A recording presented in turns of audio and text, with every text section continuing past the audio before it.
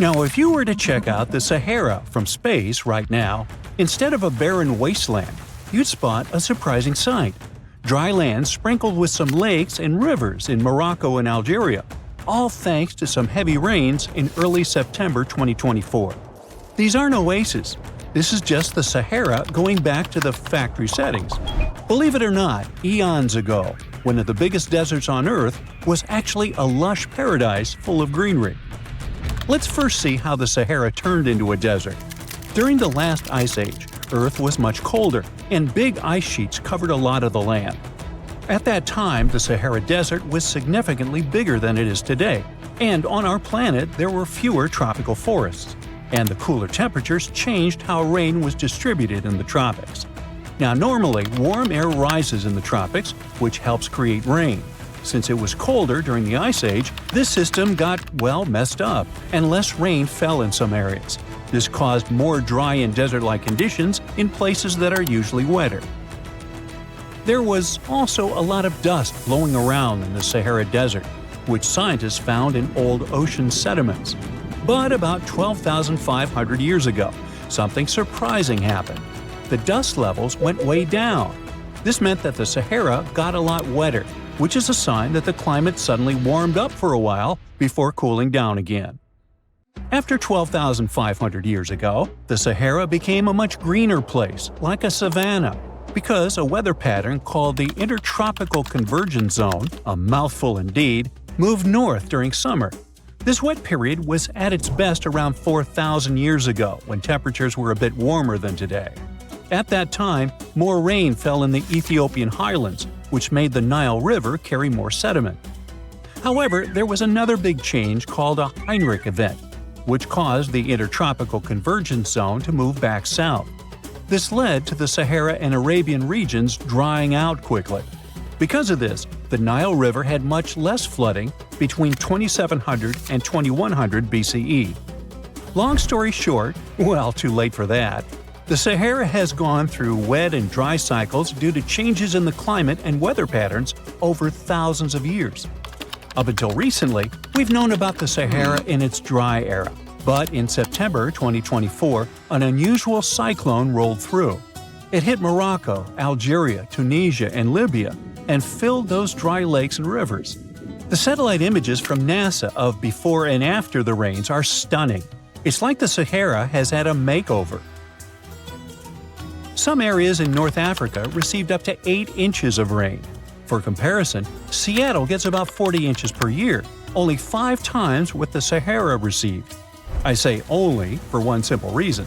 Seattle has a reputation for being quite rainy, while the Sahara does not. The tricky part is those 8 inches. Essentially, the entire yearly quota for this area fell in a matter of moments. So, in a way, it might have felt rainier in the Sahara than in Seattle. The mountains funnel the water into ephemeral lakes in northern Algeria, which recently expanded to over 70 square miles and reached depths of more than 7 feet. That's enough water to sustain it for a year. So what exactly are these ephemeral lakes? Well, they're basins that fill up for a short time each year, but might stay dry for several years if the rain doesn't cooperate. Sometimes water flows into them from a small surrounding area, or it can just be good old-fashioned rain. Now, a big question arises: how come these lakes exist in the first place? Well, generally they form because there's excess water trapped on the surface. But the soil in the Sahara is incredibly dry. Shouldn't it act like a sponge? It must be thirsting for moisture. Well, think about how eagerly your potted plant drinks up water when you return home from a vacation. However, no matter how parched it is, dry soil can only absorb a limited amount of water, which is often quite small. And just like your potted plant, it doesn't necessarily drink it all. You might simply be overwatering. Or, if you check the saucer below, you could find a mini flood. Another significant factor preventing the soil from absorbing water is the lack of vegetation. Under normal conditions, trees, shrubs, and various plants help retain moisture. In the desert, however, it's nearly impossible. There may be a few palm trees, but that's about it. This also explains the formation of those temporary lakes. Precipitation that isn't held by plants accumulates in low-lying valleys and depressions, creating these fleeting bodies of water. These lakes may only last for a limited time, but that doesn't mean they shouldn't have names. For instance, the beautiful lake adorned with swaying palms that you see is called Lake Yasmina, located in the oasis town of Merzoga. In certain areas of the desert, where the dunes rise, it may appear as though you're looking at a mirage, but it's not. The sand dunes are partially covered by water. Remember how I mentioned 8 inches? Well, that's not entirely accurate for some regions. In fact, there are places where the flooding is so extensive that the palms are submerged up to their crowns. Now, the last time we saw a downpour this intensive was 30 to 50 years ago. But this rain is more than welcome. After 6 consecutive years of drought, Morocco really needed it. Lakes that had been dry for decades, like Lake Ariki, are finally getting some much-needed water. A recent analysis revealed that out of the hundreds of storms that have hit the region since 2000, only 6 brought enough rain to start filling up this lake. And of those, only 2 resulted in a lake level higher than what we saw in September 2024. So while this torrential rain seems like a blessing, the big question is, will it last? The answer is yes. When humid air from near the equator meets the hot, dry air from the north, the Sahara Desert tends to get more rain. Scientists say this collision zone is shifting further north as the planet warms, and it warms, so it's likely to keep moving that way over the next couple of decades. So I seem a bit overly optimistic about this, and the truth is, the news isn't entirely positive. The reality is that no one was truly prepared for a flood situation like this. Moreover, remember that this isn't some Southeast Asian country where people are accustomed to dealing with water. This is the bone-dry Sahara. That said, I think you know what I'm getting at. Tragically, at least 18 people lost their lives to the intense rains in southern Morocco. The authorities are gearing up for even more heavy rain in the region. But if that's the case, could it mean the Sahara is facing extinction? And what would that even mean for us? It might sound a bit strange, but our planet actually relies on deserts, and the Sahara is no different. At first glance, it may seem like a barren wasteland, and it's nothing to write home about. But deserts play a crucial role in our ecosystem. They act as major carbon storage sites and are considered net carbon sinks, with the Sahara alone holding an estimated 1 trillion metric tons of carbon.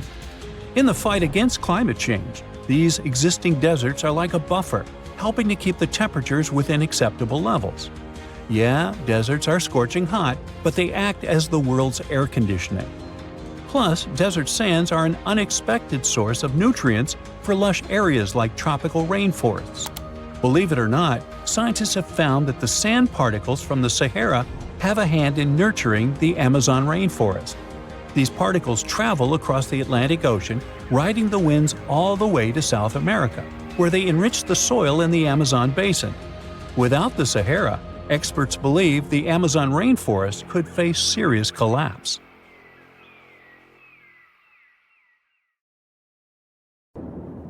We've all heard of the Sahara. Sure you have. It's the largest hot desert on the planet. A sea of sand covering an area larger than the contiguous United States. But have you ever wondered what lies beneath the sand dunes? To answer this question, we must travel deep into the past of our blue planet. Up until some 6,000 years ago, the Sahara was grassland. Humans were around at this time, not me, spreading agriculture around the planet. In the north of Africa, the color green dominated. Plenty of rainfall meant that there were lakes, rivers, pastures, and even forests. A completely different image of the Sahara from the barren landscape of today. But then, the climate started to shift. The region became parched, and the vegetation started disappearing. The wind did the rest. It took away the fine sediment after there were no plant roots to hold the ground together. Give it a couple thousands of years, and you get a familiar image of the Sahara. Sand and rocks stretching as far as the eye can see. But when it comes to volume, only a quarter of the Sahara is actually sand. The yellow sands of the Sahara are just one part of the story. The desert has many other features, such as gravel plains, salt flats, and plateaus. Makes you think if we understand the word desert correctly. For people who study such terrains, geologists, there is only one condition for defining a desert: precipitation. If an area gets little or no rain, then it's considered a desert. The Sahara certainly fits the bill. Its average annual rainfall is just 3 inches. Compare that to the nearly 45 inches a year in New York. When we look at precipitation, this sandy desert is only the 3rd largest in the world.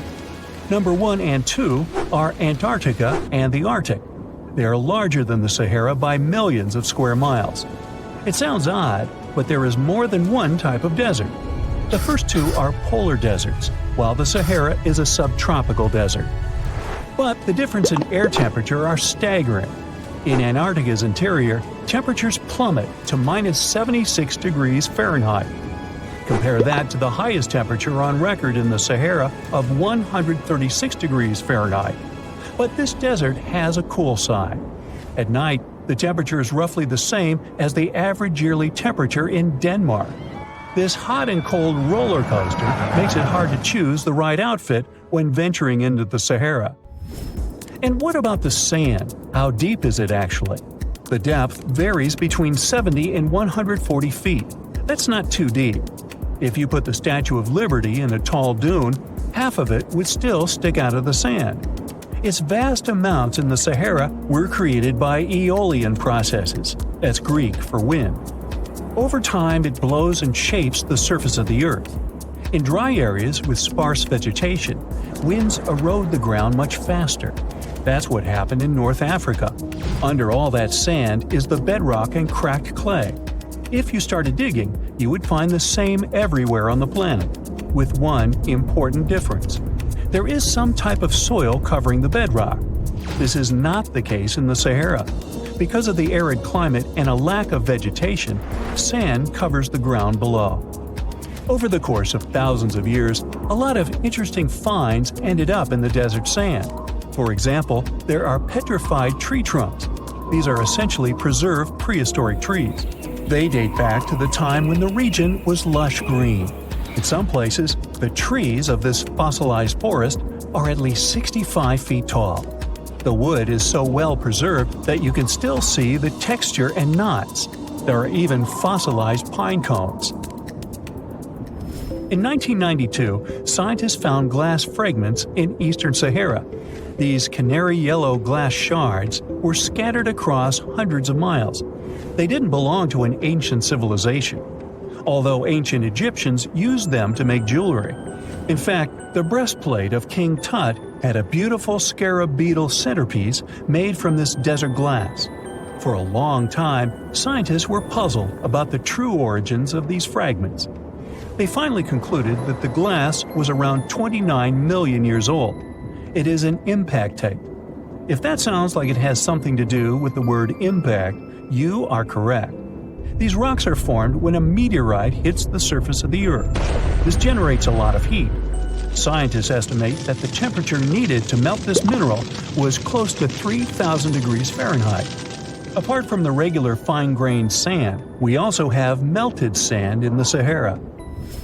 But the desert conceals other unlikely artifacts.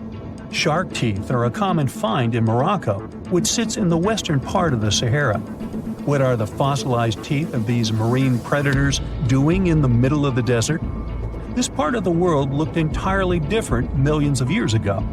There was a sea cutting right through what is now a desert. The Trans-Saharan Seaway ran the length of present-day Algeria and Mali. It was around 165 feet deep.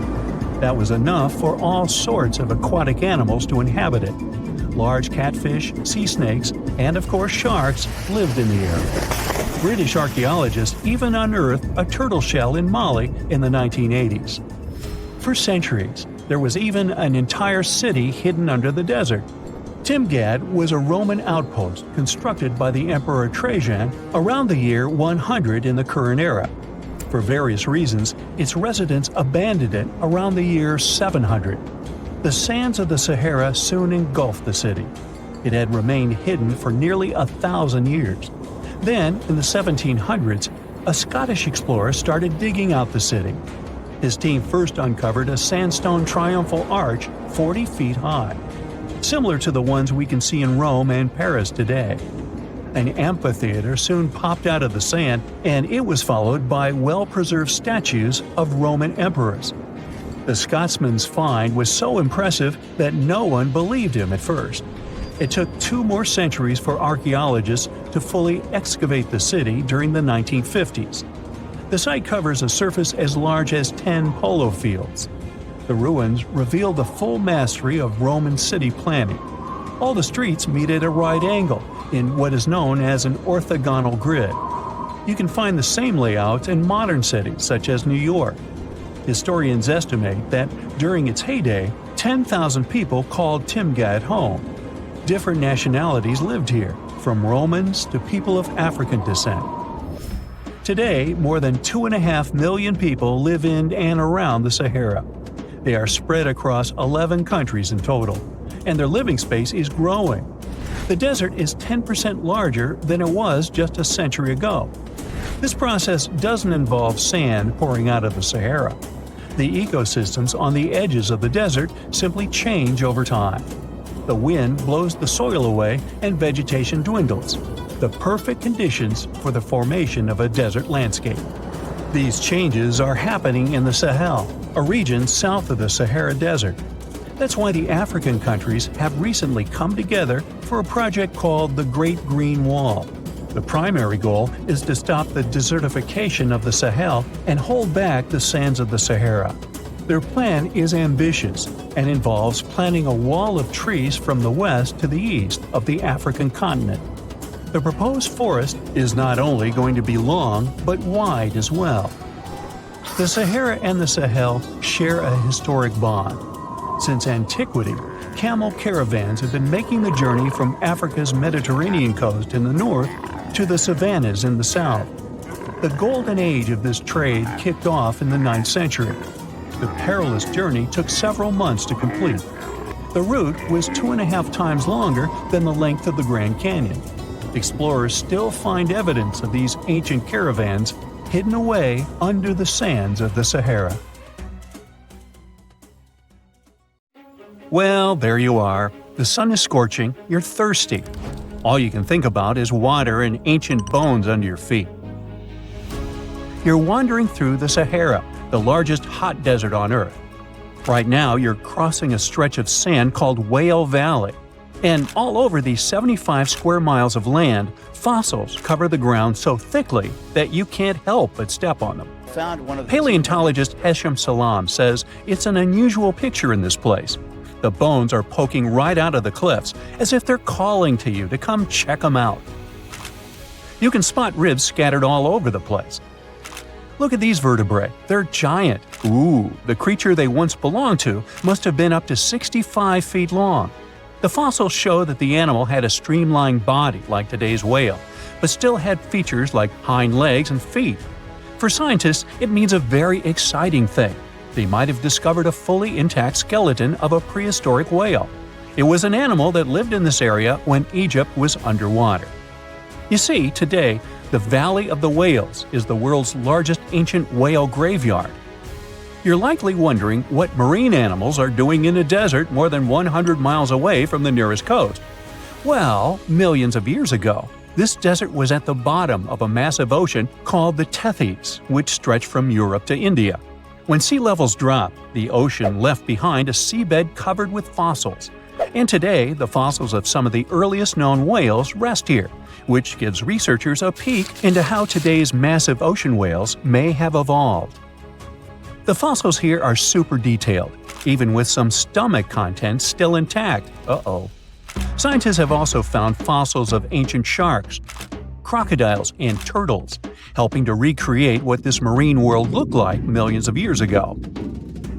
Now, the first whale bones were discovered in 1902, but it wasn't until the 1980s that people really started to explore the area, only when access to this area became better. Sadly, some fossils had been taken away by collectors before the site turned into a protected area. Most of the fossils are just under the surface, slowly revealed by erosion. Whale Valley gives us an amazing glimpse into millions of years of ancient coastal marine life. But let's move further.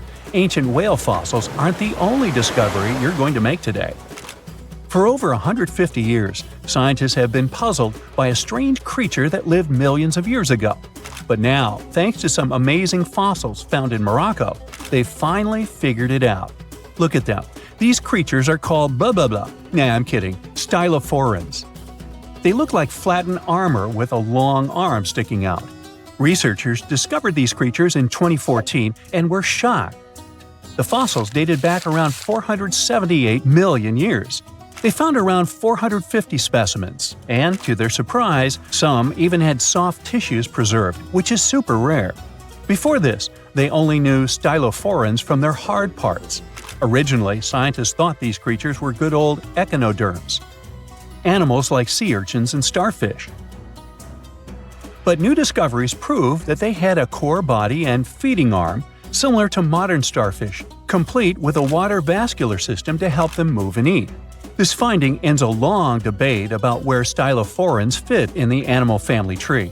Now we know they're related to echinoderms, but are more advanced because they don't have the typical 5-ray symmetry. Ooh, come here and look at this giant fossil.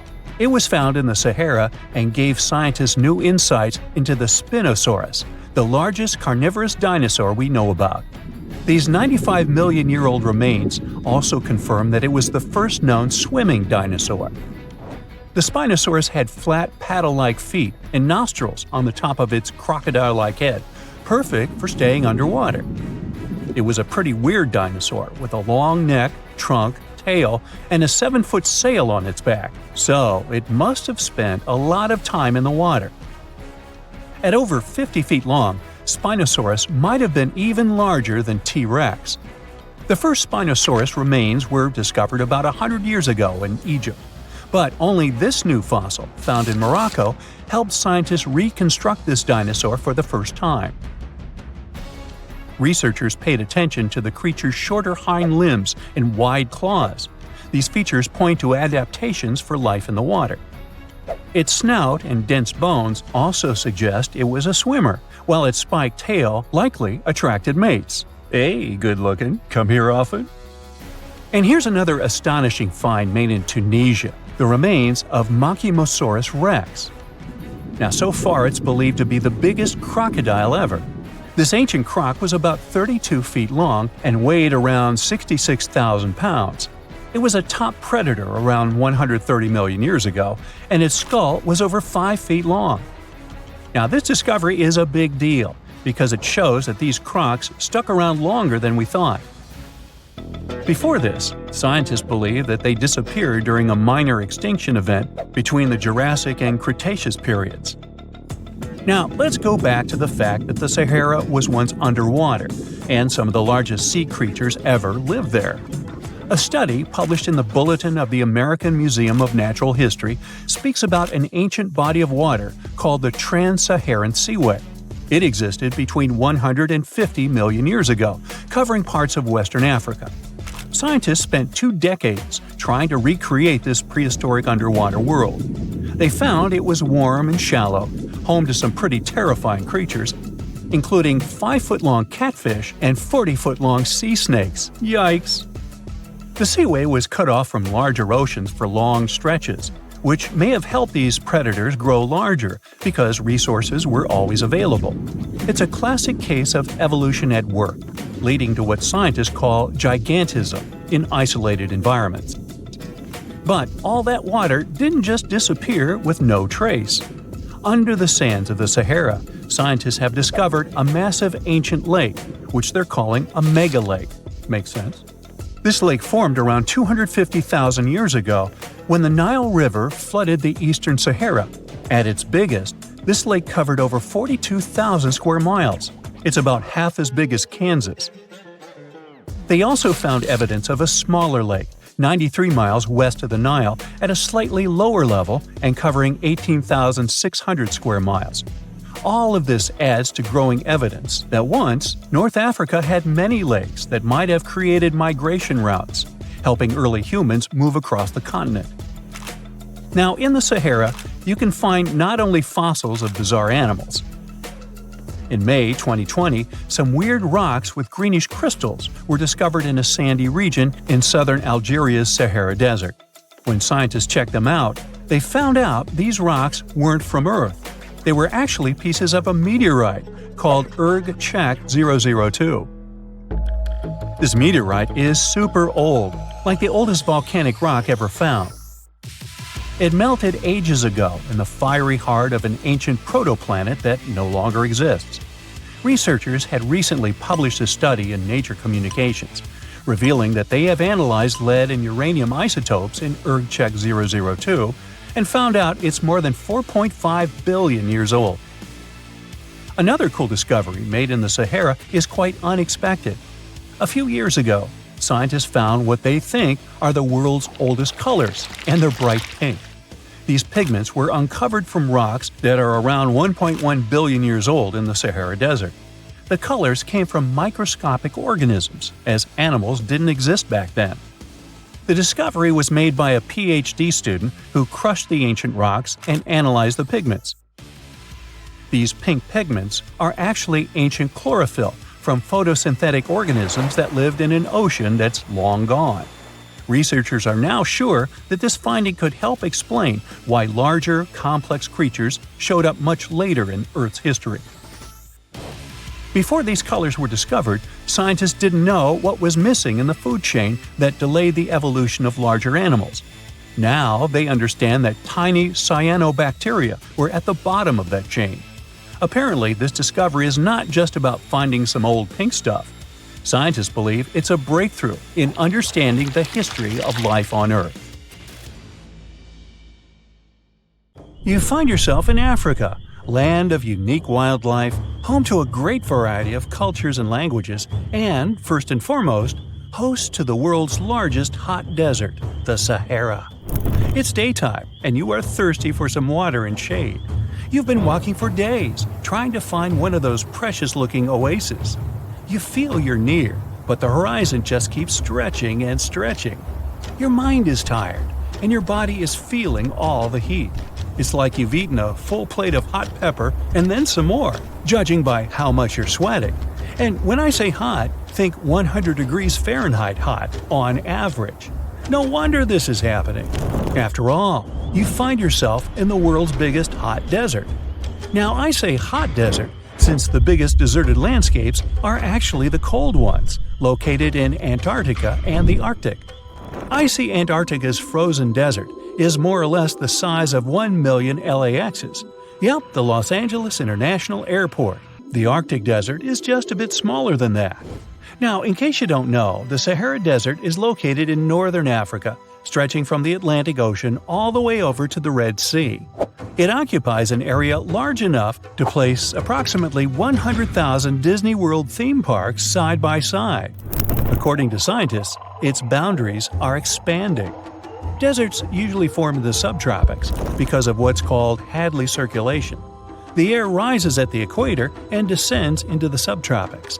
This circulation of air has a drying effect, which helps the formation of desert landscapes. Since the 1920s, the Sahara is considered to have expanded by over 10%. How is this happening?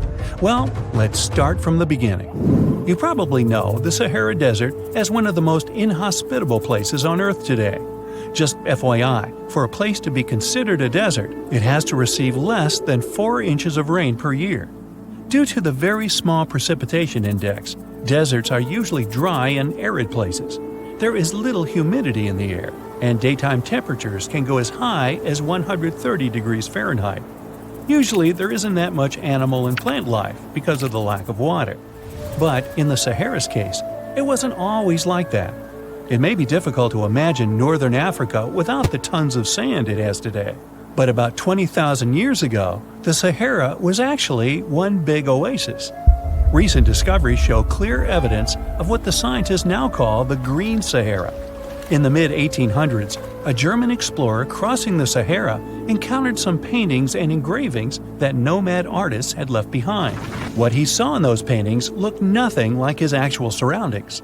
Instead of an arid landscape with only camels and desert vegetation, The rock paintings depicted jungle animals like giraffes and hippos. There were even images of livestock and grazing animals such as cattle and sheep, something that seems impossible for modern-day Sahara. Artists usually draw what they see around them, so this finding really intrigued the German explorer. The drawings were so detailed that the artists must have had close contact with those animals. You can find this rock art spread out in the northern part of the African continent, from western Sahara to Saudi Arabia. Geologists soon took a keen interest in this and found the first clues to what this could mean. They have been able to confirm that, in fact, northern Africa was once much wetter.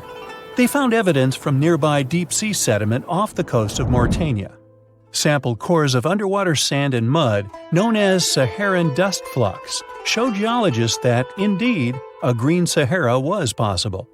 The more dust is blowing off of the desert and into the bottom of the ocean, the drier the climate in the region. The sediment cores show that there was much less dust, only half as much, coming off northern Africa during the humid period. This period has to do with Earth's natural cycles. Normally, the Earth rotates at a tilt of 23.5 degrees, but this angle is not consistent and changes over time. Earth's tilt is responsible for the amount of sunlight each hemisphere receives. It affects several ecosystem functions on the planet. During the time of the Green Sahara, the Earth received between 4 and 8% more sunlight than it does today. So, when the Earth tilted about 20,000 years ago, the northern hemisphere received more direct sunlight, which affected humidity levels in the region. As the northern hemisphere got warmer, this affected monsoon activity, more specifically, the West African monsoon. Monsoons are wind systems that affect a region's rainfall index and humidity levels. As a part of the globe gets warmer, it allows for more air to rise. It combines with the wind to draw moisture up into the atmosphere. Little by little, northern Africa also became wetter. The increased moisture made the Sahara so wet that there were actual bodies of water in the region. As vegetation grew, the plants held onto moisture better than bare sand could. There is evidence of natural basins throughout the Sahara and lakes so big they would fit all of the U.S.'s Great Lakes inside of them. Archaeologists uncovered evidence of vibrant societies in what are now arid areas. It looks like ancient cultures were able to take full advantage of the African humid period. According to researchers, the human population peaked across the Sahara about 9,000 years ago. There are traces of fireplaces, hunting tools, fishhooks, and even mounds of fish bones. Records show that there have been over 230 green periods over the span of 8 million years. Solar radiation is always changing due to natural orbital cycles. That's why Earth will most certainly see another green Sahara moment. It might be thousands of years from now, but it will happen. The same way the Sahara turns green, it turns yellow again. Let's put it like that. All it takes is a significant axial tilt and a few years of readjusting. However, another phenomenon is calling the attention of scientists now. Recent studies by the National Science Foundation from the University of Maryland show the Sahara has expanded 10% over the past 90 years. This phenomenon is called desertification, which literally means fertile land turning into desert land. The Sahara Desert is now advancing into the semi-arid region of Sahel. In 1950, this region was home to 31 million people. Today, its population is over 100 million people. This rapid population growth has largely contributed to the Sahara's expansion. Farmers that were once nomads began settling down. Land usage grew more intense, aiding in weakening the soil. The demand for food has caused an overcropping of the land, so even more of it is turning into the desert now. The study also shows that natural climate cycles can affect rainfall in the Sahara and the Sahel. Scientists affirm that all deserts fluctuate, not only the Sahara. A desert's boundary may expand in the dry winter and contract during the wetter summer. South of the Sahara lies the Chad Basin. It is a natural body of water that now serves as an indicator of the Sahara's expansion. The Chad Basin is located in the region where the Sahara is advancing southward. An atmospheric and ocean expert from the University of Maryland explains that rainfall has reduced greatly in the entire region. Due to reduced rainfalls, there is less water across the entire basin, and even Chad Lake is drying out. Just like the Sahara, the Atacama Desert in Chile, deemed the world's driest, is also expanding. It is located north of the city of Santiago, and its southern border is expanding toward the Chilean capital. Because the climate is getting drier and drier here, the city of Santiago risks turning into an arid or semi-arid region itself. The once fertile valleys of local rivers that lived on agriculture and livestock for many generations are losing their revenues as Chilean land is turning into a desert. Since 2010, Santiago has received only a third of its annual rainfall. Outside of the city, farmers are digging holes in search of blue gold, or simply put, water. The situation here is very similar to that of Sahel. So tell me this. Were you as surprised as I was to find out what has been happening in the Sahara region? Feel free to share in the comments below. You're flying over the Sahara Desert in a small, light aircraft when you spot something truly weird. It seems to belong to a very different part of the world, the ocean. But what ocean can be huge enough for this monstrous sea star to dwell there? You descend and realize that it's not a sea star. It's a towering dune with a pretty unique shape, and it's not alone. From afar, these magnificent sand structures look a bit like pyramids. They have pointed tops and radiating arms. Called star dunes, they're the most complex and largest desert dunes in the world. They're the tallest of their kind, but that's not the coolest thing about them. Researchers have found similar formations on Mars and even on one of Saturn's moons, Titan. Star dunes aren't super rare, but they're especially widespread in southeastern Morocco near the border with Algeria. That's where you're flying at the moment, and the breathtaking dune you're marveling at is Lella Lalia, probably the most famous of them all, a giant 330 feet tall. Scientists believe that it formed in less than 1,000 years. How about doing some research to find out more about these unusual formations? There, I see a great spot for landing. Star dunes got their name because of their multi-armed shapes. They form in areas where winds change direction throughout the year. But even though you can find them in different places on our planet, there is just one confirmed star dune in the rock record, the collective record of Earth's development reflected in preserved rocks. The star dune in question is in Scotland, and it's ancient, from about 250 million years ago. That's all we know about super old star dunes. Probably because we don't know what to look for to identify one. Another problem. Star dunes often form in remote locations, which makes them extremely difficult to study. Imagine reaching the nearest settlement, then somehow traveling who knows how many miles to the dune itself, and then slogging up several hundred feet of shifting sand. I'll pass. But you can go since you've already landed, and the dune is right here in front of you. Currently, you're in a dune field called Erg Shabi. Lucky for you, this area has long become a popular tourist stop. Look, in the distance, there are hotels and even a good road. Scientists who examined Lella Lalia before you used ground-penetrating radar to find out more about the sand formation. This equipment can detect the tiniest differences in sand grain sizes and water content under the surface of the dune. That's how you can create a picture of its interior layers. Look out! Phew, it was a close call. See this trench? The researchers dug such trenches to take samples of long-buried sands and then examined them. It's a pretty cool process. The thing is, while buried deep inside, the quartz in the sand accumulates radiation coming from natural sources within our planet. We can compare the grains of quartz to minuscule rechargeable batteries. They can store the energy they get from radiation. When researchers bring them to the laboratory, they can make the grains release that energy, which comes out in the form of light. Scientists can measure the brightness and say when the sand enjoyed sunlight for the last time. Now, when those experts who dug the trenches looked inside Lella Lalia, they were shocked. The enormous formation turned out to be very young, for a dune, of course.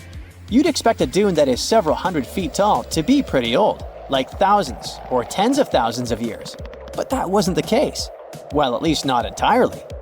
The upper part of the dune has turned 900 just recently. But look at the sand near the base of the dune. Yep, right there. Well, it was buried there around 12 or 13,000 years ago, representing ancient dunes in the area. Those good old dunes were active for a couple thousand years, and then something went wrong. Because for a whopping 8,000 years, the sand wasn't accumulating there. A mystery? Scientists might have an explanation. You see, the first part of this quiet period occurred during the time when the climate became warm and wet. Yep, even in the Sahara. It happened about 11,700 years ago. It was the end of the last ice age and the beginning of a new era, the Holocene. And guess what? The Sahara went green. It started blooming like your local botanic garden. Plants started popping up all over the place, stabilizing the sand. If you had visited the Sahara during that period, you wouldn't have recognized this place. But you would have likely come across humans wandering marshy landscapes and hunting for food. Researchers have found pottery fragments and stone tools on one side of Lelalalia. That's true. As sand dunes form and then shift throughout their lives, they swallow and protect ancient remnants of life. Just dig well enough and you might find something that will provide you with a window into the past. It can be ancient fossils, anything from fossilized shells and corals to prehistoric plants. Those can offer precious insights into the history of our planet and the living beings once inhabiting certain regions. Now, it might come as a shock, but in the Sahara Desert, scientists have uncovered well-preserved marine reptiles and fossilized fish within the layers of those ancient sand dunes. They are the remains from the time when the Sahara was covered with a sea millions of years ago. Anyway, it's time to leave that ancient paradise if you want to survive. 4,000 years ago, the wet period came to an end, and the Sahara dried out again. Interestingly, our dune didn't begin building up right away. For some time, sand probably blew through but didn't accumulate. Or the dune could have started growing in a different location. And it's a valid theory since scientists have discovered recently that Lelalalia shifts around 1.6 feet every year. It also accumulates about 6,400 tons of sand every year. Now, if you've been inspired by your dune trip and are now eager to explore more of them, I've got some unpleasant news for you. Unfortunately, although there might be star dunes locked in sandstones around the globe, they're super tricky to detect. The problem is, dunes are huge, but they lack a single distinguishing feature. So you'd really need large exposed beds of rock if you want to get a wide enough view to identify a star dune. On the bright side, there surely are places where it might be possible to do such research, but you should be ready to know that it might be just a set of various features that look like other dunes. But if you combine them, you'll say, it's likely to be a star dune. Comment below if you'd like to go on a trip in search of a star dune. Meanwhile, we'll continue our journey. You decide to have some rest and start climbing down the side of the dune. That's when you begin hearing it. Terrible, haunting sounds. Are there ghosts nearby? Worry not, you're safe. You might have heard of a phenomenon called singing sands. As you walk down some sandy slopes, you disturb the grains of sand. They rub against each other, producing friction that creates those eerie melodies. With each step, the sand beneath your feet comes alive in a ghostly choir of whistles and whispers. The sounds range from low hums to loud, high-pitched wails, as if an otherworldly symphony is echoing through the dunes. But of course, scientists have their own very practical explanation, attributing this phenomenon to the right atmospheric conditions combined with the unique size, shape, and moisture content of the grains.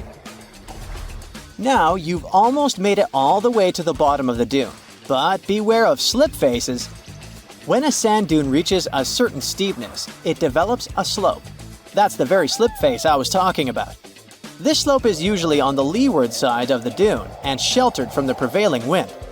Sand grains start accumulating on the windward side, slowly creeping along the dune's gentle slope. At one point, they reach the top. Gravity takes over and they start sliding down, triggering a cascading effect. It looks like a miniature sand avalanche, and I wouldn't want to end up in its way.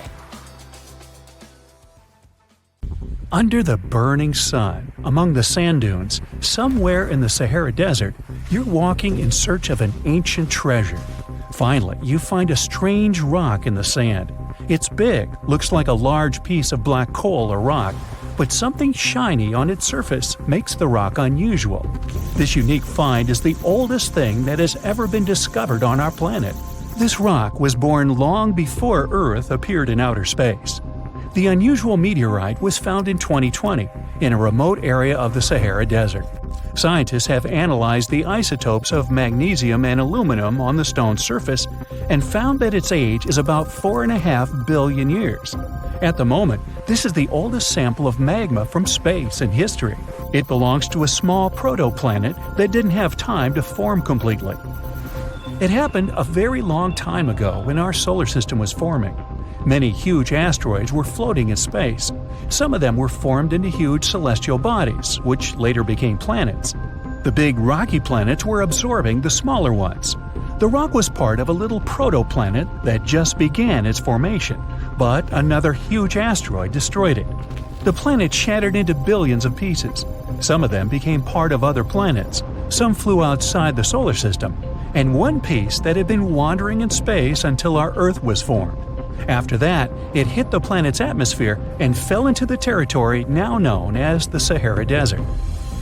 The rock was discovered in 2020, but the erosion of extraterrestrial rocks shows that it could have fallen much earlier.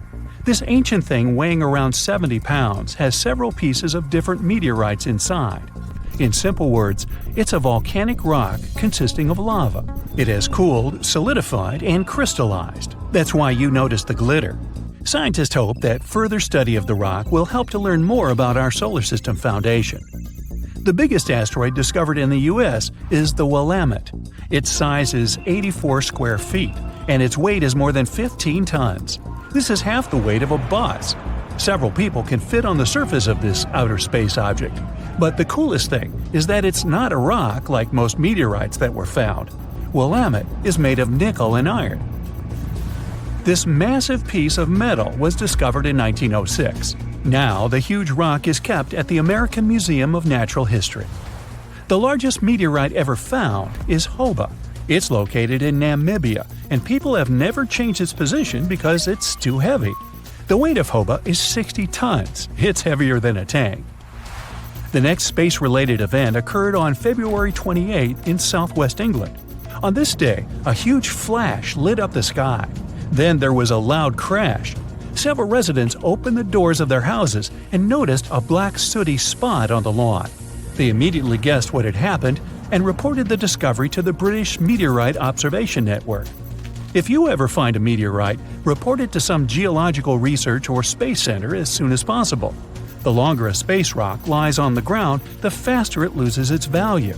Rain, dust, snow, wind, scorching sun, all these factors damage the surface of the meteorite. It makes it difficult to study the celestial object. The meteorite found in England looks like coal, but it's way softer and more fragile. It most likely used to contain frozen water. The rock is part of a huge asteroid that plowed through outer space when our solar system hadn't fully formed yet. They found a unique combination of minerals inside the rock. It can help scientists learn more about the origins of the solar system and life on Earth. Now we're heading to Germany, to the small town of Nördlingen. A huge ancient meteorite's hidden here.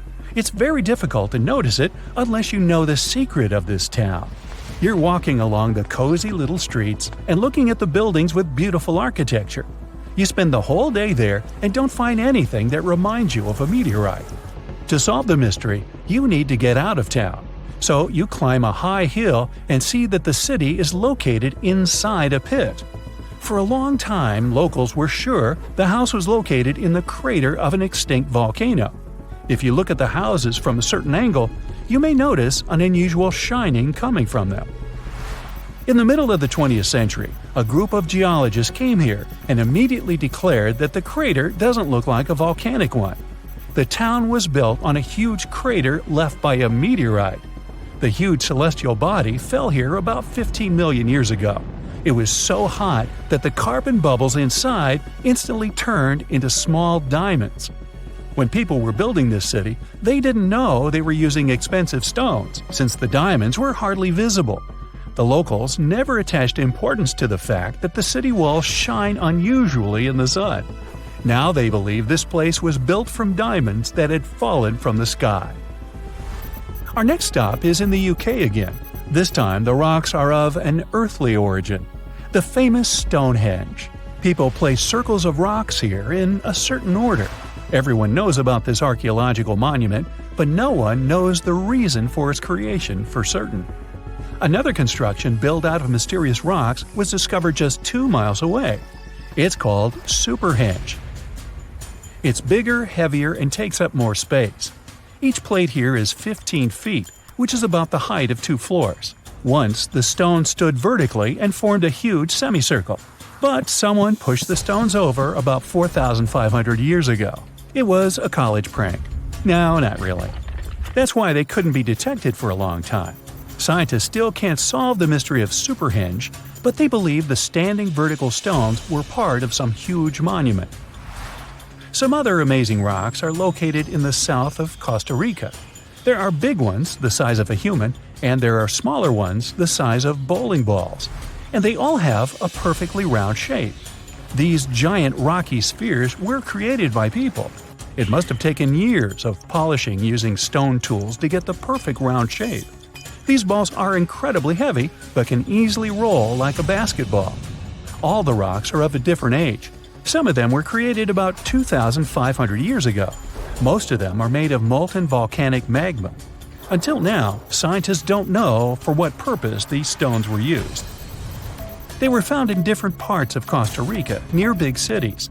It's possible that ancient civilizations installed them specifically to show the greatness of local kings. Also, many experts believe the rocks were used as a tool for studying astronomy. The people who knew their purpose of the rocks had disappeared, and the history of the stones was lost along with them. Let's finish our journey with the coolest archaeological find. You're walking through the desert of Peru and climbing a low hill. You look down and notice the surface of the hill is covered with strange lines. You walk far away and see a huge cat on the hill. Such a drawing is called a geoglyph. Its length is around 120 feet, which is about half the size of a Boeing commercial jet. Archaeologists discovered the giant cat in 2020 and found out that it had been created somewhere between 200 and 100 BCE. This huge drawing is part of a mysterious group of different pictures. In addition to the cat, there are other animals, plants, and fantastic figures. All of them were found in the desert of Peru. The kitten was found by chance. Archaeologists didn't see it at first because natural erosion on the hillside had almost erased the silhouette. Rikat structure is a giant formation in the Sahara that looks exactly like a giant bullseye. It's so wide that you can see it from space. Even the CIA got interested in it. In 1965, they planned a flyover looking for geomagnetic anomalies. The findings are still classified. Perhaps the theories are true, and this place is truly the lost city of Atlantis. Now, Atlantis supposedly sank beneath the waves, but recent discoveries are pointing us in a different direction. This is an ancient story that goes far back in time, and Plato was the first to mention it.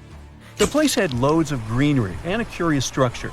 3 concentric circles of land surrounding 2 circles of water. 2 key quotes from Plato's writing suggest that Atlantis might not have been a typical island in the middle of the ocean. Plus, Atlantis had a major influence from Africa and Europe, challenging the idea of it being in the Atlantic. It turns out that the Eye of the Sahara and Atlantis look alike. When astronauts saw the Eye of Sahara from above, they initially suspected a meteorite impact crater, but the rings of the structure matched the layout described of Atlantis. More importantly, the Sahara wasn't always a desert. It turned from a tropical region into a desert around 11,000 years ago. Researchers found evidence of a massive river called the Tamaracet that could have sustained a community. This river flowed toward the Rikat structure, aligning with Plato's description. The Trans-Saharan Seaway ran through the Sahara 50 to 100 million years ago. The sea allegedly destroyed Atlantis around 11,500 years ago, likely due to a rapid rise in sea level caused by the end of the Ice Age. NASA's worldview imagery shows patterns consistent with this theory. Those concentric rings might be a key to unlocking the secrets of our planet's evolution over millions of years. They're shaped by erosion on resilient rock layers, creating a spooky pattern of ridges and troughs.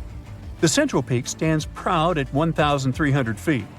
The central part has undergone a significant erosion makeover, revealing a circular structure with a raised peak. Unlike impact craters, the Eye of the Sahara flaunts a striking balance and symmetry. Some say it results from rock uplift, sculpted by wind and water.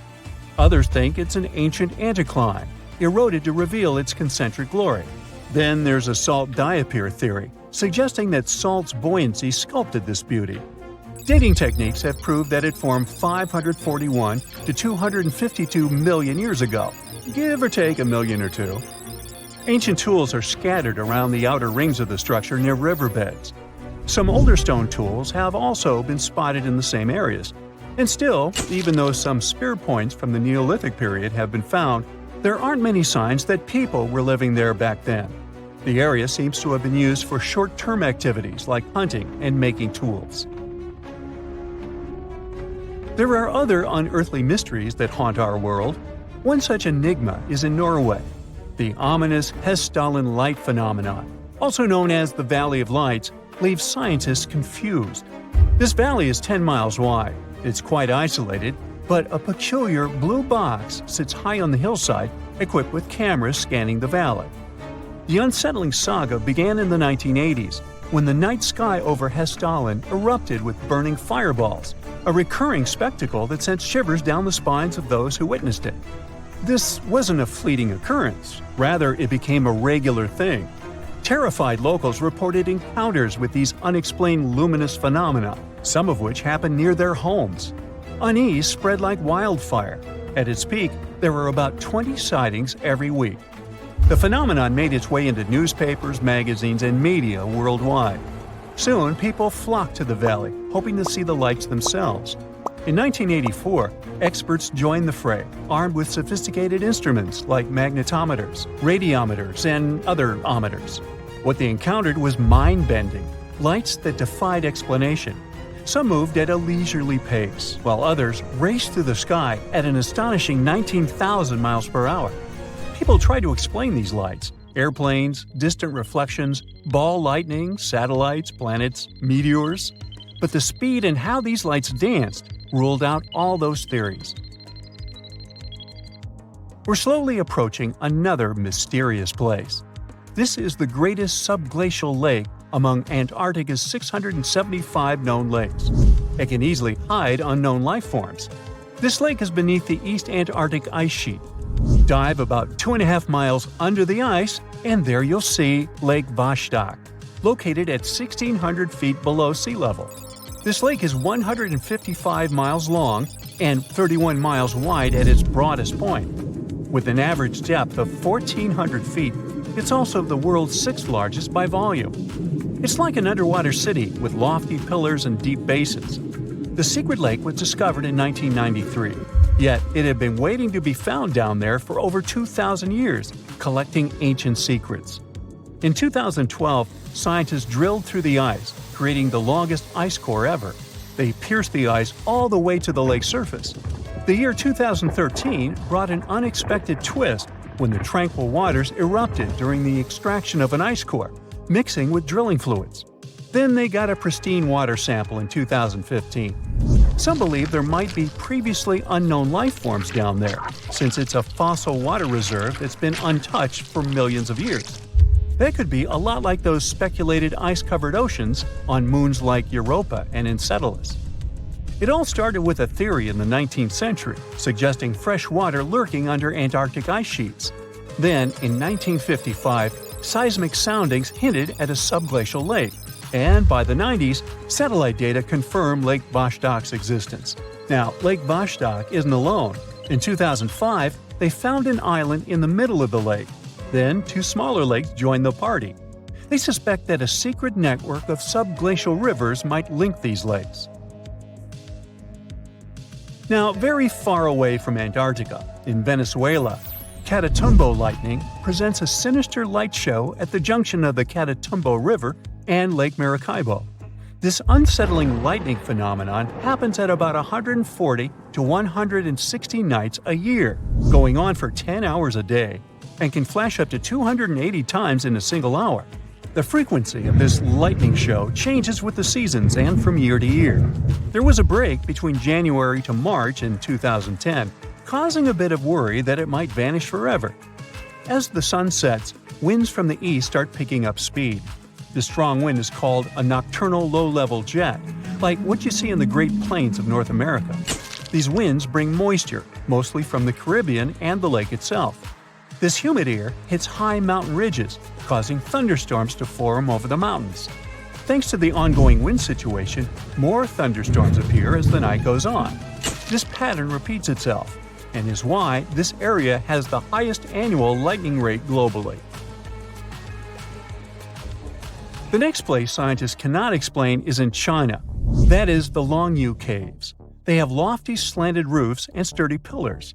The spot remained hidden for centuries. These human-made caverns, built around 2,000 years ago, decided to reveal themselves only in the 90s. Local farmers drained some ponds and unveiled 5 massive caverns. Further digging exposed an additional 19 smaller caves. They range from 60 to 110 feet in width and 26 to 50 feet in height. Archaeologists found historical relics from the reign of Emperor Zhuan of Han, dating back to over 2,000 years ago. Now, how did these caves survive for more than 2 millennia without falling apart? No ancient records explain the way they were crafted either. The walls show chisel marks, hinting at some layer-by-layer chiseling action, but the exact construction process is still a head-scratcher. So, the Sahara Desert is so big that it covers 8% of the world's territory. It's bigger than the USA or China. Surprisingly, the Sahara is not the largest desert in the world. It is the 3rd largest, behind Antarctica and the Arctic. But it is definitely the hottest one. Temperatures there reach 136 degrees Fahrenheit. This place has some of the most incredible sand dunes you've ever seen, towering up to 1,476 feet. But here's the kicker. There's a real risk that these dunes might continue to spread until they cover the entire world. Surprisingly, the influence of the Sahara Desert extends far beyond its borders. Its dust, carried by powerful winds, makes its way to the UK and across the European continent, particularly in winter.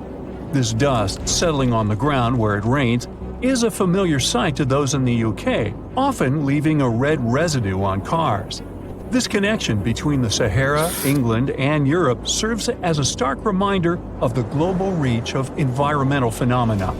You might think this is not a big deal, but it could turn Europe into a desert, leaving its soil infertile and Europeans with no food. Soil is a fundamental aspect of human existence, just as crucial as clean water and air. Without it, we're left with nothing but a bleak and barren landscape. The Sahara Desert has already made its jump across the Mediterranean Sea, which is concerning and could change the landscape forever. 1/5 of Spain has already turned into a desert. The next victim is Italy, which also faces the problem of desertification. In fact, almost all European countries have the same issue. According to an expert, the land that has not changed for nearly 2,000 years will become mostly rock, and people living on this land will be gone. 60% of the soil in Moldova is gone, and the problem has expanded beyond the Black Sea.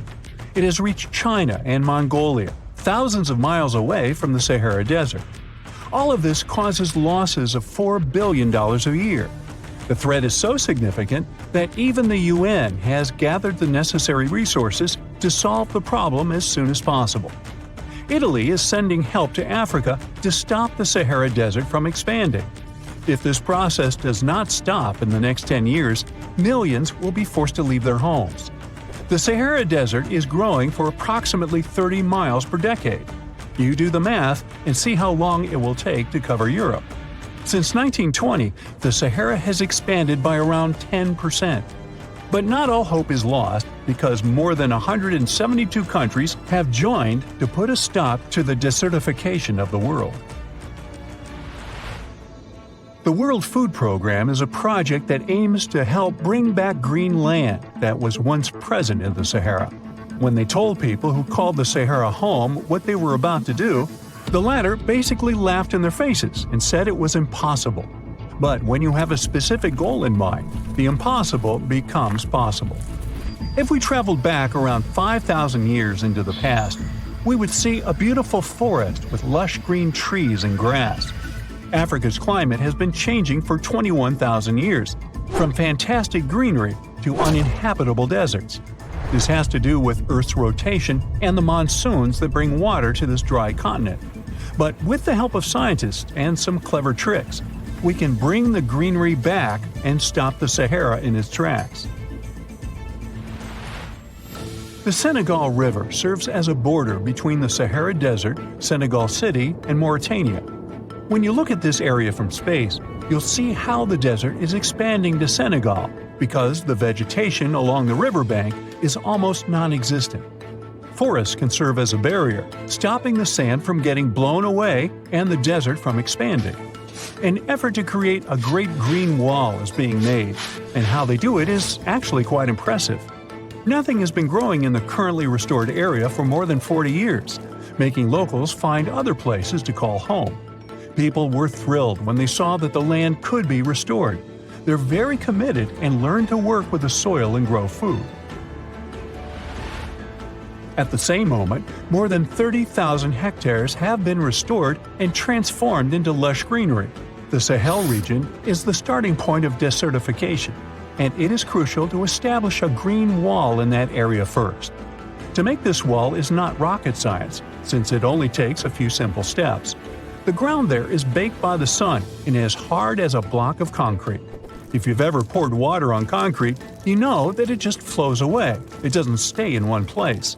So they had to create water-retaining half-moons that would hold the water and make it available to plants. When you learn about how these half-moons work, you might say, how did they not think of that sooner? Actually, this technique is ancient, and it was once implemented in Sahel, but it was lost over time. When the rain falls, the water is collected into the half-moons that are positioned a bit lower than the ground below contour lines. There is also a kind of bank at the end of the shape that prevents water from overflowing. And in the middle, there are plants that are happy because they have plenty of water to thrive. Also, it's essential to grow native plants that are kind of used to harsh conditions, like sorghum and millet.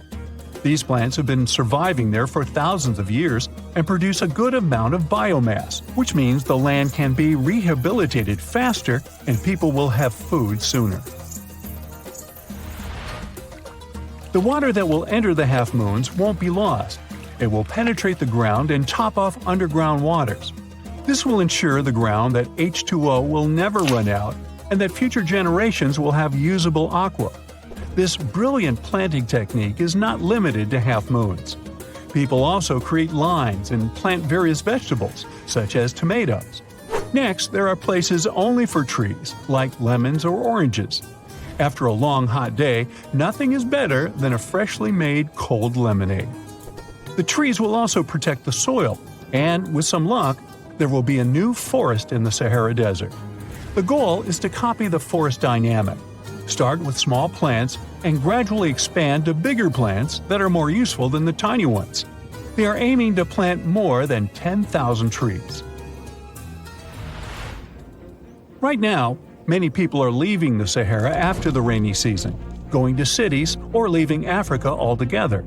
At this time of year, villages are like ghost towns. Only animals can be found there. Most people are gone.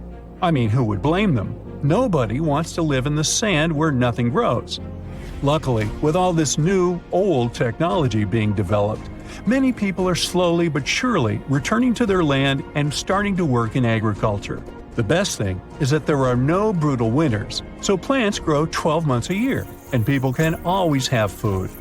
People are becoming more social because now everybody stays in their villages and doesn't travel much. If this project works out, Africa will be saved, and the world won't turn into a giant desert. You plan to spend your summer vacation in Africa. The final destination is the Sahara Desert. It's located in northern Africa, stretching from the Atlantic Ocean to the Red Sea. You're excited to ride camels and learn about the region's rich cultures. You hop on an extensively long flight, and finally, you are here. You find yourself in the world's biggest hot desert. Can you believe it's 3 million square miles? You're ready for your first adventure after drinking liters of ice-cold water. The guide gives you a choice. You can spend 2 weeks visiting a collection of oases, or you can help them solve an ongoing local mystery. Deep into the desert, near this Algerian town, lies a mystery begging to be solved. A collection of huge, spotted circles in the sand. There are dozens of them, stretching for miles in a straight line. The circles were first identified via Google Earth images several years ago. People have debated them for years, but no one seems to know the answer. The strange thing is that they are so many miles away from any towns, roads, or human activity. The quickest way to discover the truth behind the circles is asking questions. You grab your notebook and set out to talk to locals. Everyone is helpful in this scenario: geographers, anthropologists, elders, and historians. The first person you talk to is a map expert. You need to understand if those circles were authentic or a satellite glitch. You end up interviewing the people who take Google Earth satellite pictures. The circles are really there. They appear in multiple pictures from many years. Then, let's understand why they are there in the first place. After 2 days of interviews, you have your first lead. The circles could be the result of oil activity. Experts explained why this would make sense. Algeria is a rich area for natural resources, so this would be a sensible guess. Usually, to find out if there is anything worth extracting, companies would undertake seismic surveys. Seismic surveys are a way of analyzing the Earth's surface by sending shock waves into the ground. Depending on how these waves bounce back, you'll know what is located there. A special vehicle could have marked the soil that way. So, did we unravel the mystery? Not quite so. As you know, the Sahara Desert is one of the driest areas on the planet. The average high temperatures in summer are over 104 degrees Fahrenheit. To survive there, people need to find ways of accessing water. So, these circles could be a kind of ruin or leftovers from ancient water wells. Again, I'd say this is a sensible guess. Ready for some fact-checking? Some anthropologists agree that these circles could be ancient fogueras. Foguera is the name of a 2,500-year-old style of irrigation system, usually found in northern Africa. It is also known as a qanat in other places in northern Africa. Locals would dig a deep well at an elevated point, deep enough to tap into underground water. They would then dig parallel shafts at regular distances. Then they would dig an underground channel that connected the city to the well. Solely with the help of gravity, water would run from the well to the city. This traditional technology provided water for crops, livestock, and humans. Now, let's say these wells made human-made oases possible. Even the closest municipality name was an indication that this could be true. The name Fogueret Essaouira is actually named after Fogueras, these ancient wells. Now, this lead was proving to be very accurate. You decide to travel over there to see for yourself. You take a local bus, sit back, and enjoy the ride. The landscape in northern Algeria is filled with ancient-looking towns. You even see ruins of wells along the way, on the outskirts of smaller cities. Opening Google's satellite images, you can see the qanat's markings on the ground, a series of holes running down several miles. But as soon as you arrive, you find out you were wrong. Dale Lightfoot, one of the world's leading experts on qanats, said that the circles were definitely not qanats. Even the satellite images confirm this difference. Uh-oh, we were so close. Apparently, qanats or fogueras would not run down a straight line. They wouldn't be shaped like circles. Another clue that this wasn't the case was that there were no towns at the end. The circles were really far away from any human activity, and qanats were explicitly built to provide water for human settlements. Well, it sure was a good try. You almost gave up on this mystery when you decided to take one more field trip. It was days of preparation, pick up cars, food, equipment, all so that the mystery of the Sahara Circles could be unraveled. On the first day, you drove over 99 miles into the desert. You were always curious to see what this part of the world looked like. Over there, you see nothing but mustard yellow dunes. The night sky is pretty decent though. You can see the entire Milky Way with your own eyes. You set up camp and sleep under a canopy of stars. The next day, tension grows. There's no cell reception. Oh dear. But thankfully, you added the coordinates of the circles to your Google map. And surprise, the offline mode works out there. You follow the coordinates, but it leads you astray. You start to get nervous, thinking this was all in vain. But you and the team get into the car and drive a few more miles past the coordinates on your phone. After a very bumpy ride, you can't believe your eyes. There it is, an enormous crater dug on the sand, surrounded by 12 smaller holes. From up high, it looks like a clock, without the pointers, of course. On the ground, they're very faint, so faint you almost miss them. Searching the area, you notice all the holes had something similar, metal wires, thin wires that you can pull from the ground. They're buried deep, so you start digging. An object starts to reveal itself. Uh-oh, it looks like old dynamite. This certainly surprises you. Better stop digging to avoid any accidents. At the end of the survey, you feel satisfied, but still curious. What could all this dynamite mean? And who put it there? What comes next is the turning point of your adventure. Walking back to the car, you see something shining on the ground. You approach the item with curiosity. It's round and rusty and looks like a sardine can. What's that doing here? Could this give you more clues about the circle's mystery? Just in case, you pick it up and put it in the car. Back in the city, the puzzle pieces start to reveal the story behind the Sahara Circles. You bring photos and the sardine can and show them to local experts. They analyze your material and give you an intriguing verdict. As it turns out, guess number 1 was the closest one to the truth. So, what happened to the first guess? Why do we need to keep digging deeper? Well, because it was only half right. The Sahara Circles are not a historical footprint of seismic surveying. Back when the circles were made, this technology didn't even exist. But they sure are related to oil exploration. The dynamite-filled holes were an old method for oil searching. The circles are the leftovers of surveyors looking for resources underground. And the sardine cans? Well, they were left by the workers who held explosion works. You gotta eat, right?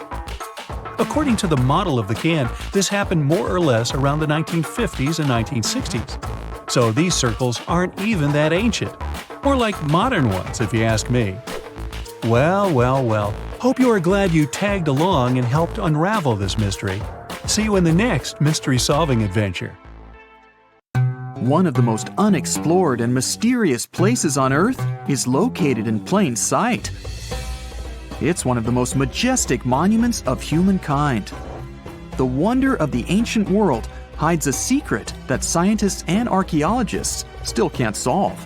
This is the Great Sphinx of Giza in Egypt.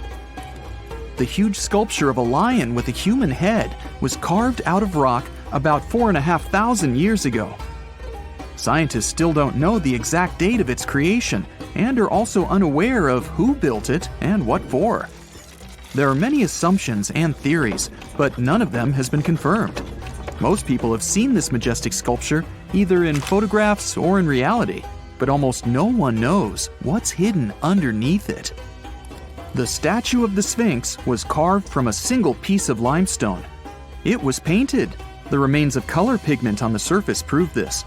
In the distant past, the Sphinx looked much brighter and more colorful than what we see now. But even after thousands of years, its greatness hasn't diminished. And by the way, Sphinx is not the real name. It was invented by the Greeks about 100 years or more after its creation. Initially, the Egyptians called the statue Hor-em-Akhet. There are many legends and theories saying the Sphinx is there for a reason. It's like a watchdog that guards the tomb of the pharaoh, and the secrets of ancient Egypt.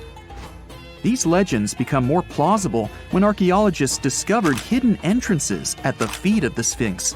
They believe that these secret passages are the beginning of the tunnels leading to the halls with treasures. You can find a lot of stories on the internet that claim the Sphinx hides the Hall of Records, a repository filled with ancient and secret knowledge. One of the main artifacts of this repository is supposed to be the records of the ancient mythical state of Atlantis. According to legends, the entire library from this city was moved under the Sphinx. The entrance to this library must be located next to the Sphinx's right paw.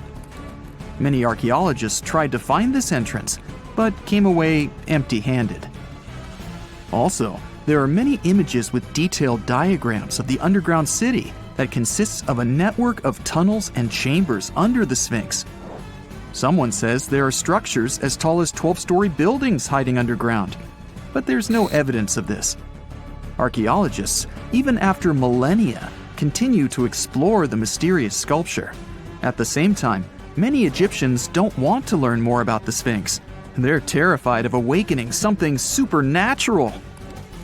In 1998, scientists discovered tunnels leading to empty caves under the Sphinx. They found evidence of earlier excavations there. It's quite possible that someone managed to find the treasures and take them away. Some people believe Egyptians found some kind of artifact under the Sphinx that has the power of unknown advanced technologies. The artifact is so powerful that it can change the course of history. Of course, most theories are just fairy tales of conspiracy fans, but it's a confirmed fact that the Sphinx hides a system of caves and rooms. There are so many rumors surrounding the Sphinx that it's impossible to understand what's true and what's false. In any case, it's difficult and dangerous to study the sculpture because active excavations can destroy it. And then the entrance to the underground rooms can get blocked by rocks and lost forever. Also, further exploration requires a lot of money, and financing is not always easy to find. But the main reason? It's too risky. There's no guarantee that people will be able to get out of the underground labyrinths. For these reasons, scientists and archaeologists have been exploring this majestic structure for so long. Another famous architectural monument with a secret is Mount Rushmore in South Dakota.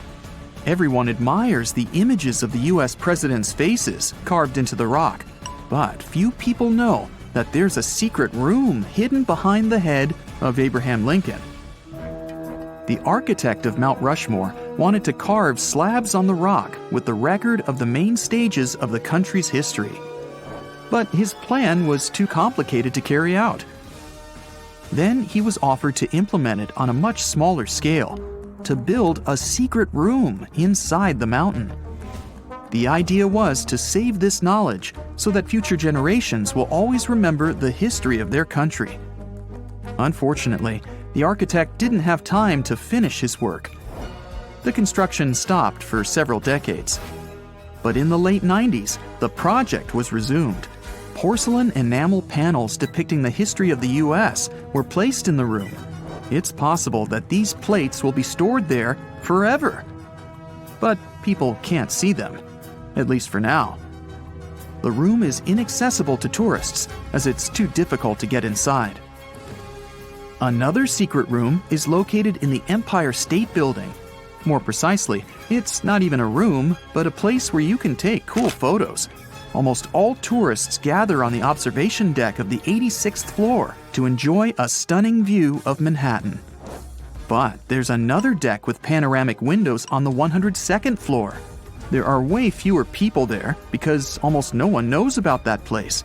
Fortunately, access to this deck is open to everyone. You probably won't have to wait in line for a long time to take a photo. You'll feel special because you're in such a secret place where there are almost no people. But the coolest place is even higher, on the 103rd floor. This is a spacious observation deck where celebrities get their photographs taken. It's not a public place, but if you know the right people, you can get there. There are almost no security measures on the site. only a low ledge between you and an abyss. That's why crowds of people are forbidden from coming here. It's not so easy to get there, and you're unlikely to succeed without a guide. First, you need to choose the right elevator that will take you there. Then you'll go through several engineering rooms filled with pipes, electrical panels, and other technical stuff. The final part of your way is a set of stairs inside a tiny corridor. And here you are, at the top of New York. Now we're in Paris. See the Eiffel Tower? Inside it, there are restaurants and observation decks. But if you try hard, you can find a secret apartment. Now it's a museum, but it was built so that people could live in it. The architect of the tower, Gustav Eiffel, created this apartment in 1889 for himself. It's almost at the very top of the Eiffel Tower. Imagine what a beautiful view he observed every day. He was the first and only tenant. No one else could gain access to this place. When the architect passed away, the apartment remained empty for a long time. Only recently, they restored it and turned it into a museum. Inside, the epoch of the last century is recreated. They even put wax figures of Gustav Eiffel, his daughter, and the American inventor Thomas Edison inside the room. This place is filled with an endless stream of passengers, office workers running late, visitors from other cities, noise, and train whistles. At Grand Central Station in New York, among all these sounds, you can hear the sound of a ball hitting a racket, if you're in the right place. A real tennis court is hidden inside New York Central Station. It belongs to a tennis club that arranges corporate games for employees of many companies. The club was opened in the 60s. Now we're moving to London, Charing Cross Road. It isn't easy to find one secret place here. To do this, you need to look carefully at your feet. Do you see these sewer grates in the asphalt? Inside them, you can notice two signs with the name Little Compton Street. Yeah, there's another street right below you. It disappeared from all maps at the end of the 19th century. Charing Cross Road was built over it. The identification signs that you see are part of old engineering tunnels. There's another interesting place in London. It's located in the southeast corner of Trafalgar Square. At first glance, it looks like a thick lamppost, but there are too many tourists walking around. You come closer and realize that one person can easily fit inside the post. The lamppost belongs not to an electrician, but to a police officer. Yeah, this is the smallest police station in the world. It was built in the 1930s and used as a watch post. Officers had to sit there one by one and watch Trafalgar Square. That always attracted a lot of pickpockets and all kinds of other criminals. On October 30th, 1759, the inhabitants of the Middle East were jolted awake by an earthquake. Cracks appeared in the walls of their homes, roofs began to crumble. People ran out of their homes and gathered in open areas. But because of strong shocks, they kept losing their footing and falling. A month later, there was another earthquake, but it turned out to be even stronger. Trees broke, houses collapsed, deep cracks appeared in the ground. The disaster lasted for 2 minutes. Oases, roads, and cities were destroyed. Incredibly, Baalbek's ancient buildings withstood earthquakes. Some historians state that this majestic and mysterious place was built during the Roman Empire, but many researchers disagree. Whatever the truth is, the city is one of the main archaeological phenomena of humankind. The most amazing building of Baalbek is the Temple of Jupiter. The inhabitants of the Roman Empire believed that Jupiter held power over lightning and thunder. The building looked like a platform with 54 columns. A massive roof rested on these columns. Today, you can only see 6 70-foot-high columns. Each of them consists of 3 sections and resembles a pencil. The cores of these pencils were made of lead.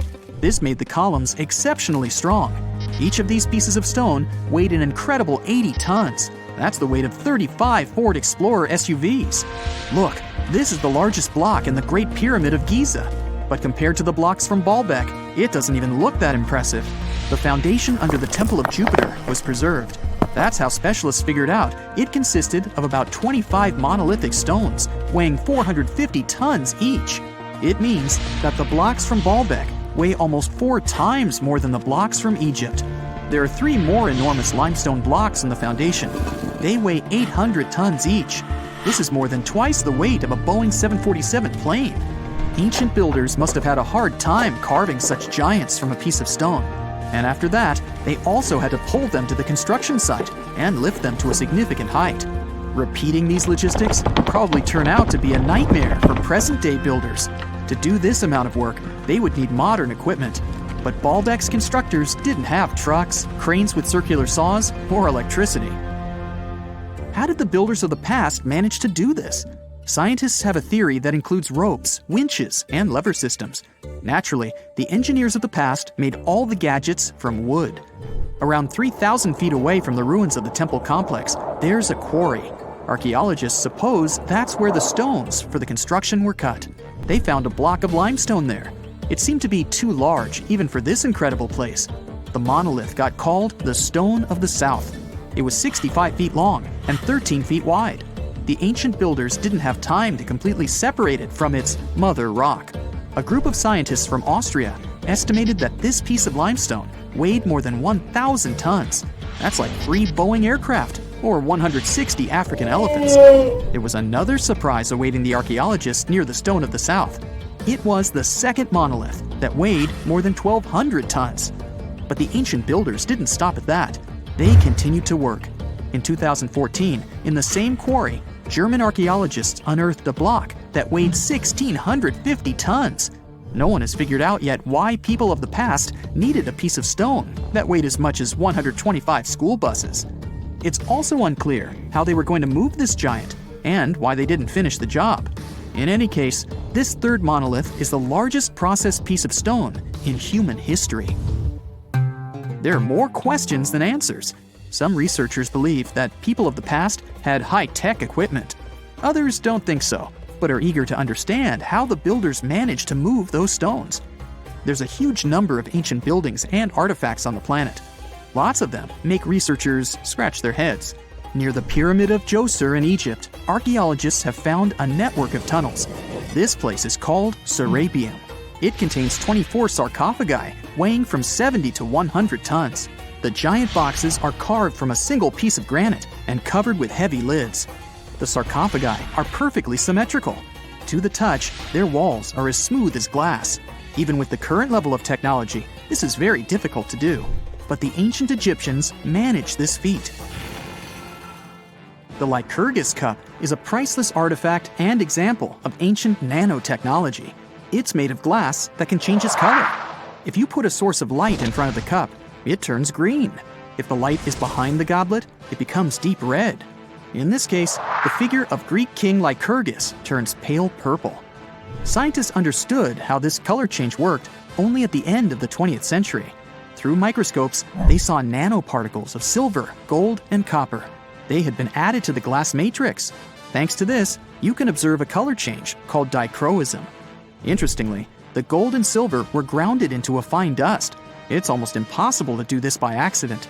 Most likely, the ancient experts knew for sure what they were doing. Bolivia has a curious place called Puma Punku. It looks as if an ancient giant played there with an enormous construction set. And after the game, they forgot to put the pieces back into the box. But there are no giants, and the huge stone blocks were carved by ancient builders over 1,500 years ago. Some of the rocks weigh 100 tons. The blocks were brought to an altitude of almost 13,000 feet above sea level from the quarry 60 miles away from the construction site. There's no forest in that area. This means the builders couldn't use trees to make wooden rollers. The monument belongs to the Inca civilization. Scientists are sure they didn't know anything about wheels. In 1992, the inhabitants of a Chinese village decided to drain a pond. Their ancestors had been using it to wash clothes and catch fish for hundreds of years. They kept pumping the water out for 17 days. At the bottom of the reservoir, they made an unexpected discovery. The villagers saw an entrance to a cave going down to a depth of 100 feet. The incredible find was named the Longyu Caves. Unknown builders carved out 320,000 square feet of galleries.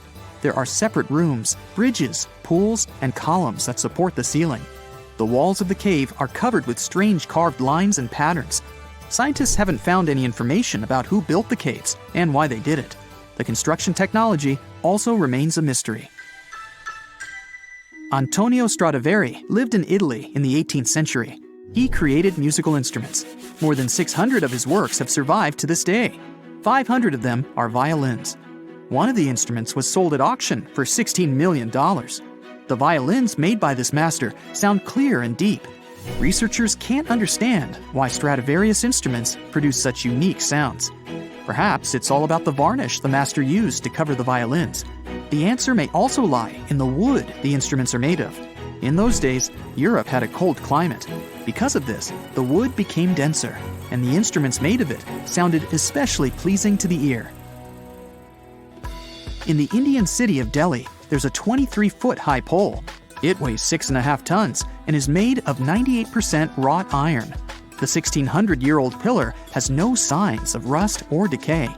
Scientists believe that the monument is so well preserved thanks to the dry weather and the chemical composition of the metal. It might be resistant to corrosion. And still, researchers don't know how the blacksmiths managed to make an iron pillar that's not afraid of rust. It seems like a tough feat, even for modern metallurgists. The Al-Nasla rock is divided into two parts by a perfectly straight slit. Each boulder stands on a small pedestal. Some people believe this is the evidence of ancient laser technology. But geologists think the split happened due to the ground shifting or natural vibrations that occurred under the rock.